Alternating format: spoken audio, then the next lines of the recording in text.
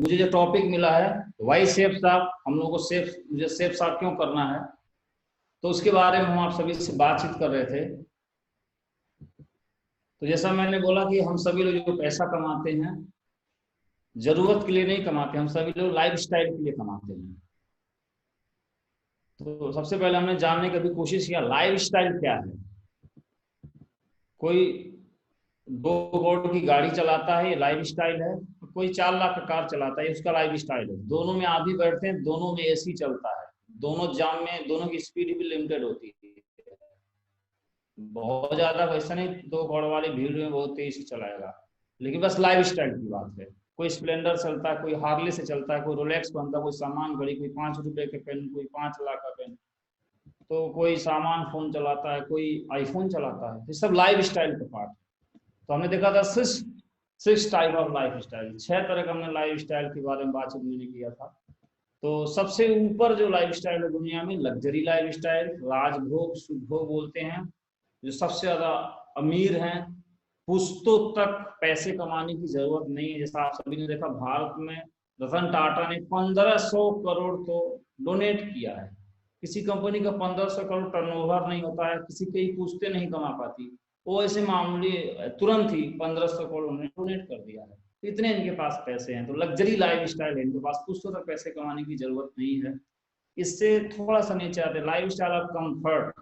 जो top celebrities हैं या ये सांकेतिक चित्र है, इसी संबंधित और भी सेक्टर में बहुत ऊंचाइयों पर हैं, तो उनको भी हम ले सकते हैं। विराट कोहली वगैरह भी हैं, वो भी लाइफ कंफर्ट में आते हैं।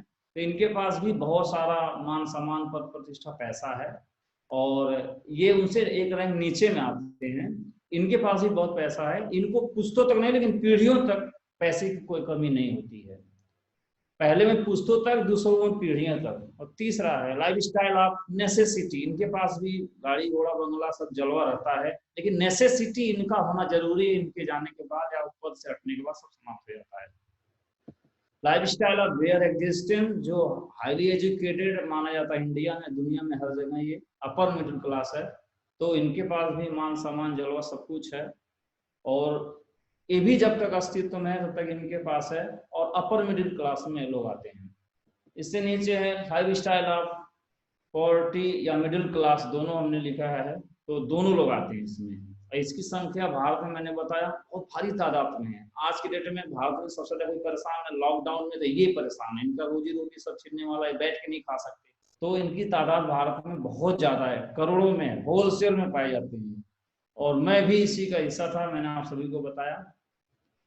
और इससे भी एक नीचे लाइफ स्टाइल है, जो लाइफ स्टाइल ऑफ चैरिटी, जो दान या भिक्षा जीते हैं या कोई कुछ है नहीं।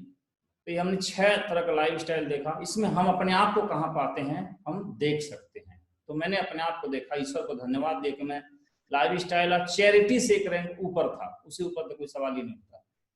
तो ये हमारा पोजिशनिंग है, हमारी लाइफ स्टाइल जीवन शैली है हमारा, पहले और आज भी देख सकते हैं। अब देखते हैं ऐसा क्यों है, इतनी असमानता क्यों है। तो इकोनॉमिक्स और फाइनेंस की मैंने बात किया था कि हम सभी लोग अखबार पढ़ते हैं, और अखबार कितने प्रकार का होता है, बहुत सारे अखबार हैं।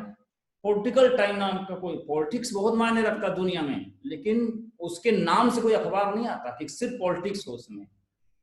अखबार में पॉलिटिक्स होता है। स्पोर्ट भी बहुत मायने रखता है दुनिया में, लेकिन इसके नाम से कोई अलग अखबार नहीं आता। लेकिन इकोनॉमिक्स इतना मायने रखता है कि इसके नाम से इकोनॉमिक्स टाइम बहुत सारे अखबार आते हैं। इकोनॉमिक्स हमारे लिए, देश के लिए, दुनिया के लिए बहुत मायने रखता है। किसी देश की चर्चा होती है तो इकोनॉमिक्स पे ही चर्चा होती है। हम जापान की बात करते हैं, जापान कल्चर की बात नहीं करते, हम इकोनॉमिक्स की बात करते हैं। लोग भारत में अगर देखते हैं दूर से, तो भारत को क्या देखते हैं, कितना विकास किया, कहां तक पहुंचा, जीडीपी ग्रोथ क्या है। जैसा आज के डेट में भारत का अर्थव्यवस्था क्या है, जीडीपी 2% पे आ गई है।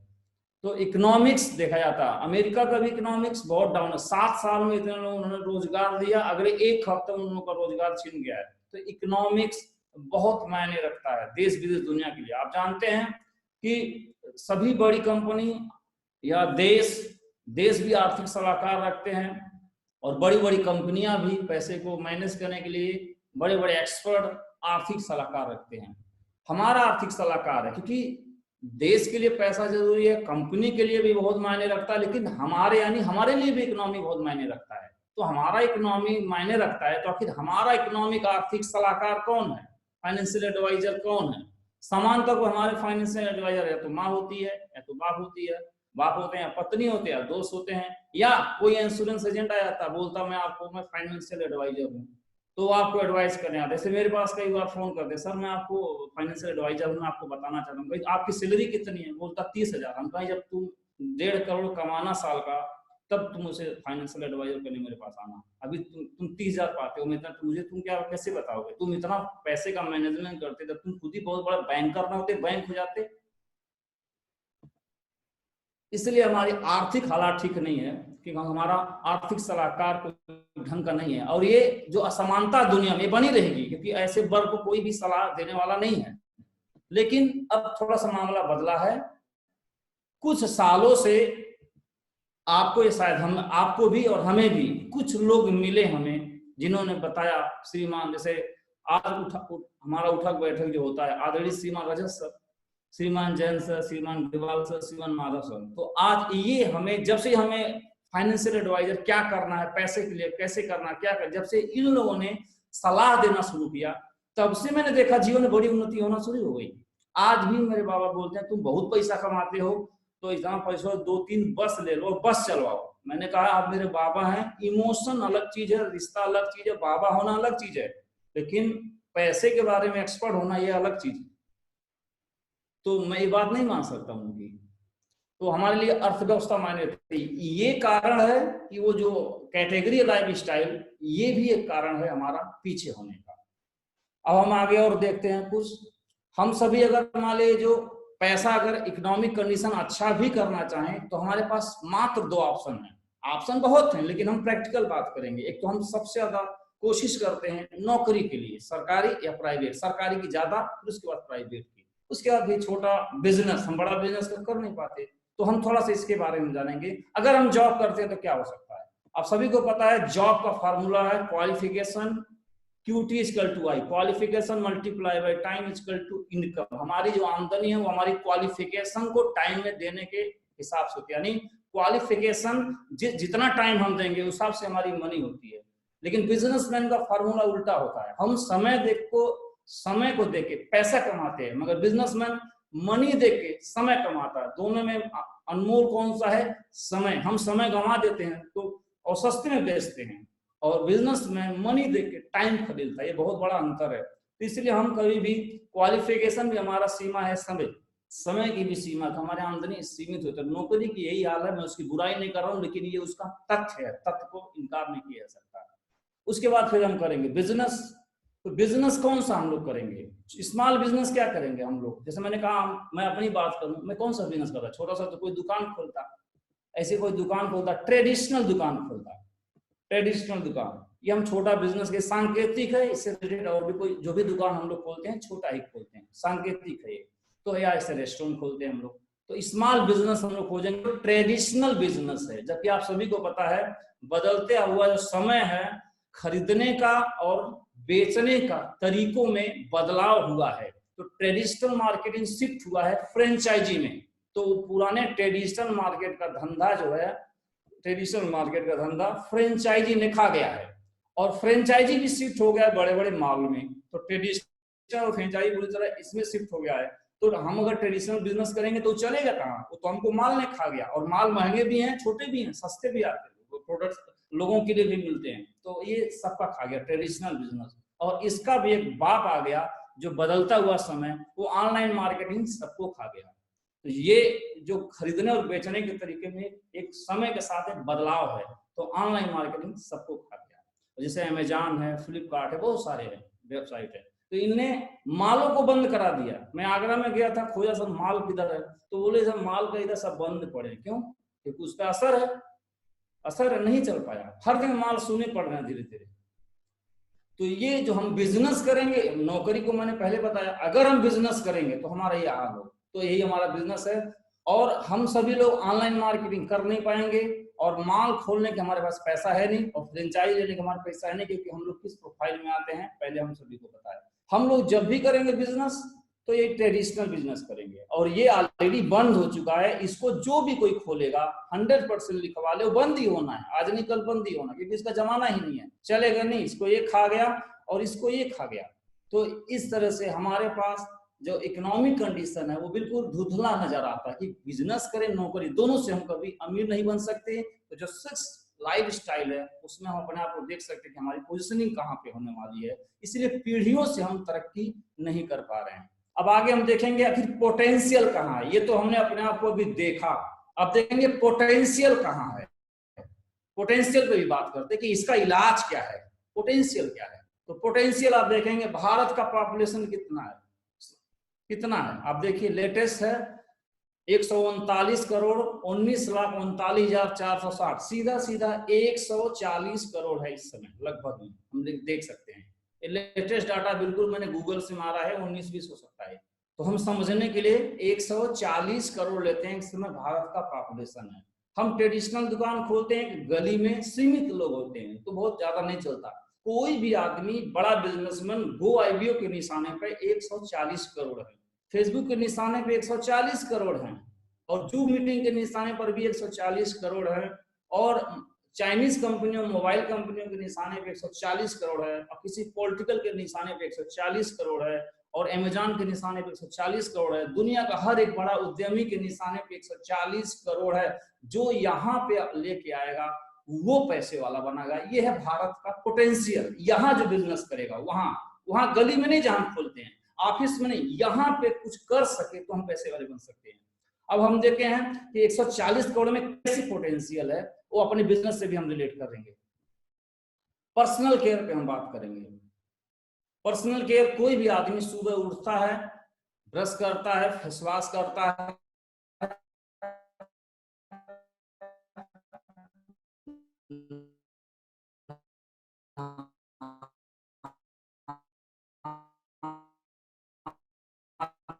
ये तो आवाज आ रही है? जी जी जी। तो पर्सनल केयर, तो हर आदमी जो है इन प्रोडक्ट को इस्तेमाल करता है। तो प्रति व्यक्ति का जो खर्चा है एवरेज 1,000 रुपया है। तो देखते पोटेंशियल कितना है। तो भारत में 140 करोड़ है और एक घर का खर्चा 1,000 रुपया है। और 1,000 किस बात का खर्चा है? नहाने धोने में, और इसी में हम जोड़ लेते हैं होम केयर भी, तो दोनों मिला के 2,000 हो जाता है। 2,000 महीने खर्चा पूरा डिटर्जेंट लेके, पूरा पर्सनल केयर होम केयर लेके।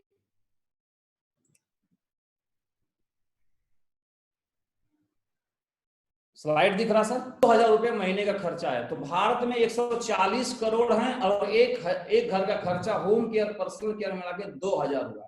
तो 140 करोड़ मल्टीप्लाई बाय 2,000 कितना आ जाएगा? 14 दूनी 28।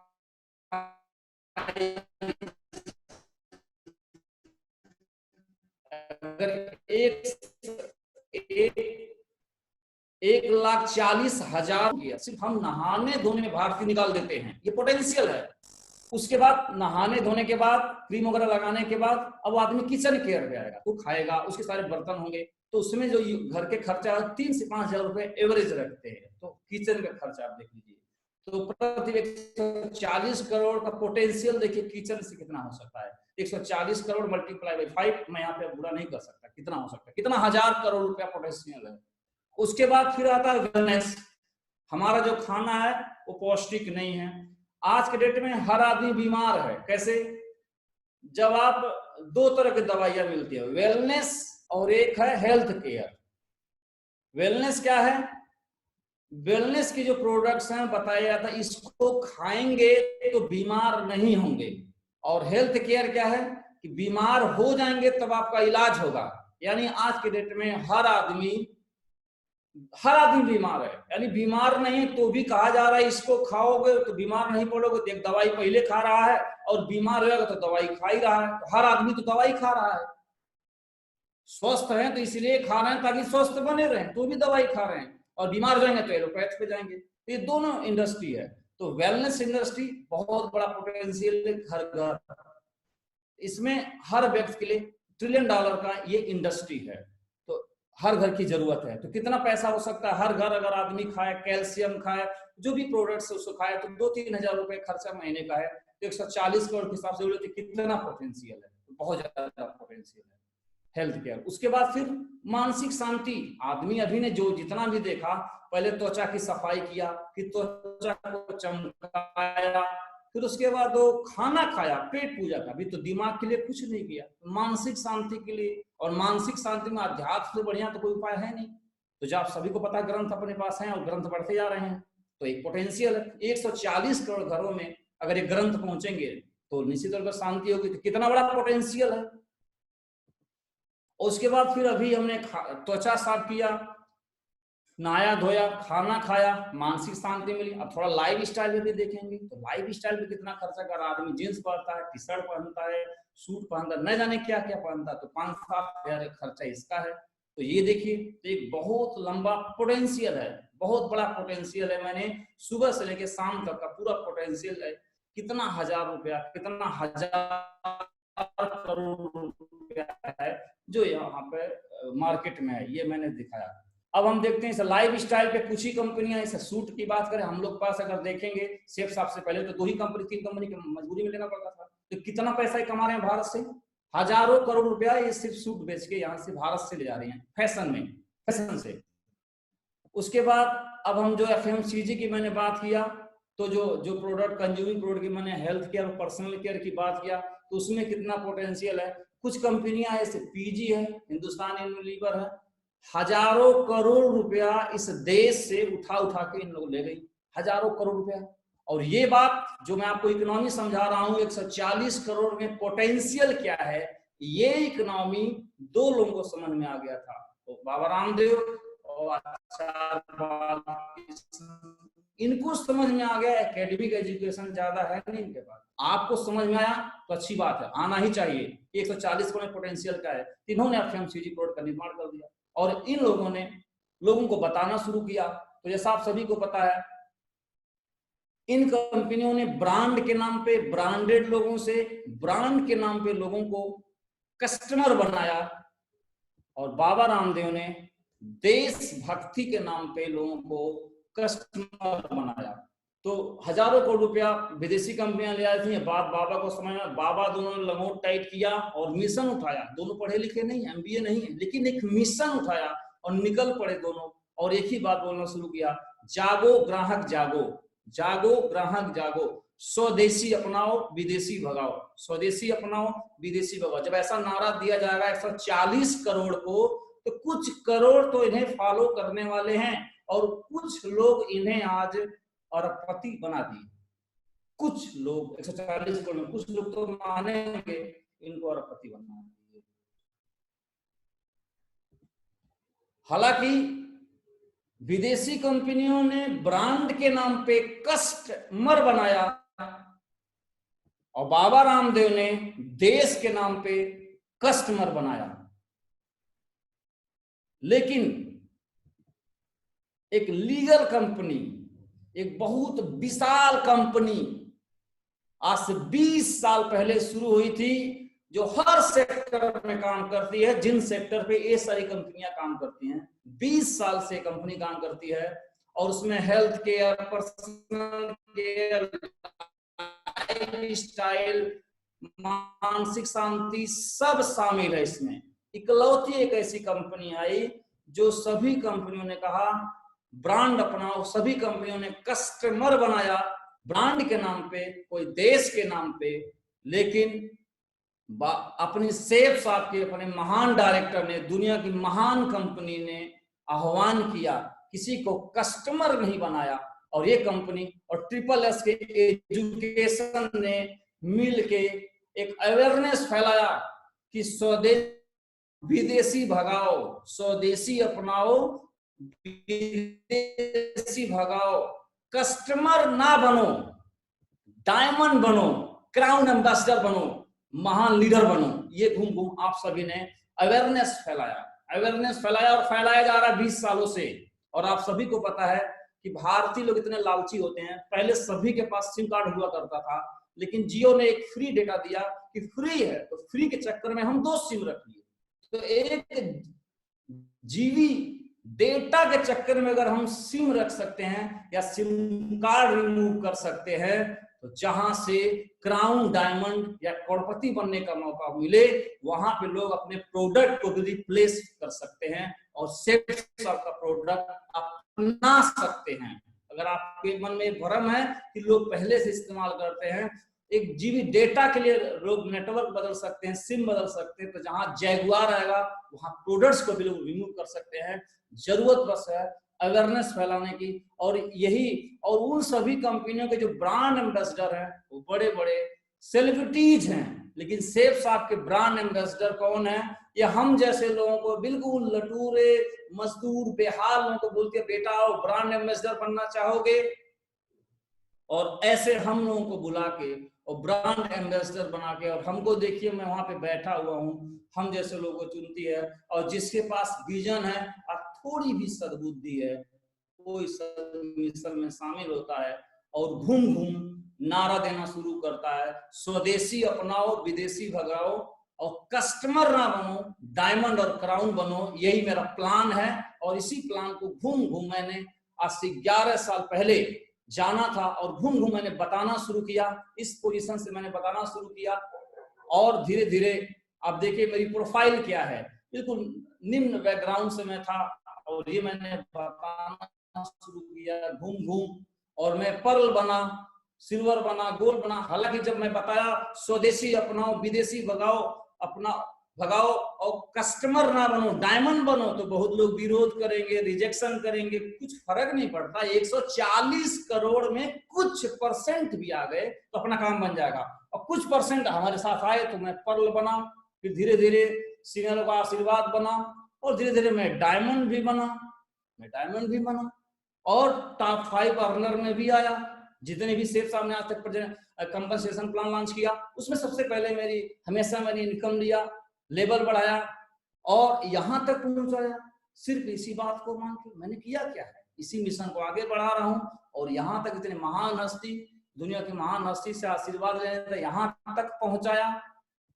और इनकम की बात करें, अभी जो पिछला प्लान लॉन्च हुआ उसकी इनकम आप देख सकते हैं कि मैंने क्या किया है, स्वदेशी अपनाओ विदेशी भगाओ, कस्टमर ना बनो रूबी और डायमंड बनूं, ये घूम घूम बताया, और सिर्फ बताने का नतीजा है नया प्लान जो अभी एक पे आउट चल रहा था, ये मेरा पे आउट रहा है। और फिर मैंने मेरी हालात क्या थी आप सभी ने देखा, इसी से हमने एक ब्रांडेड बाइक लिया, फिर हम आज फॉर्च्यूनर चलाते हैं। और आप सभी कुछ लोगों को पता भी होगा कि अगर लॉकडाउन नहीं आया होता तो ये गाड़ी अब तक रॉयल डीमर्स टीम में आ गई होती है, और ये सेफ साहब की सबसे महंगी गाड़ी है रेंज रोवर, जो अभी तक किसी पास नहीं है। ये श्रीमान रजत सर से परमिशन लिया गया था, तब तक लॉकडाउन आ गया, नहीं तब तक आ चुकी होती। तो देखिए ये सेफ साहब ने कहां से कहां बदल दिया। गम मेरे साथ साथ बहुत दूर तक चले गए, बहुत दूर तक चले गए, मुझ में थका न पाए, बेचारे खुद थक गए और इस पोजीशन तक लाके पहुंचा दिया। देख सकते हैं बहुत बड़ा अंतर पैदा हुआ है, और आज दुनिया की सबसे बेहतरीन टीम मिली है,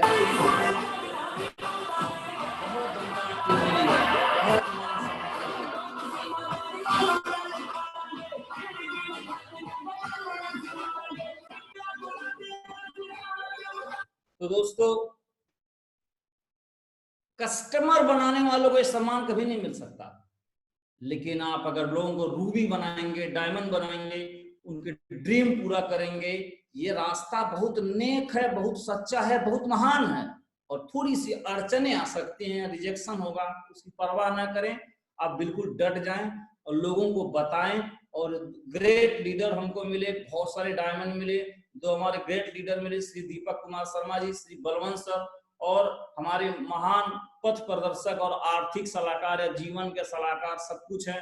बहुत दमदार टीम और अपलाइन मिली, पूरा तरह जीवन बदल गया। और इस बिजनेस में जब मैं ज्वाइन किया था उससे कुछ दिन पहले ही जब मैं भर्ती हुआ था, मेरे पिता एक्सपायर हो गए थे, तो मेरे पास कोई गार्जियन नहीं था, और तो मैं एक गार्जियन नहीं, आप कल हालांकि इसके ऊपर ट्रेनिंग हुई है, मेंटरशिप के ऊपर ट्रेनिंग हुई है, तो मेरे मेंटर्स बैठे हुए हैं, उनके बगल में मुझे बैठने का सौभाग्य प्राप्त हुआ, और गार्जियन का उन्होंने मेरे जीवन में रोल अदा किया, मेरे आर्थिक सलाह बने, जीवन के सलाहकार बने, और शेख साहब और आपके बदौलत मेरा जीवन पूर्णतः बदल रहा है।